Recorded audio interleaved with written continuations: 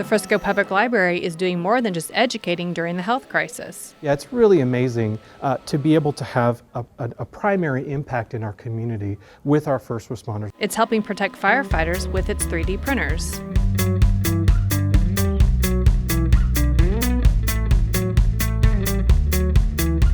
We're really engaging our 3D print farms here at the library. We have been looking for ways to engage with our first responders to see what we could do to kind of help. The library is keeping its 3D printers busy by making extra personal protective equipment for the Frisco Fire Department.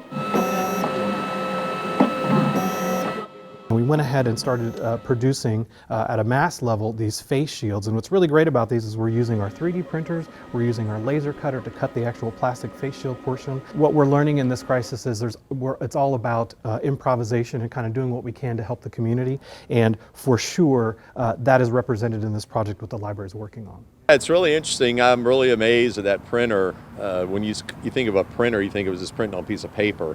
But the fact that the 3D printer has the ability to make these plastic rings, of course, that's the support of the face shield on the bottom. It's really amazing. Something that I don't think I would have really thought about.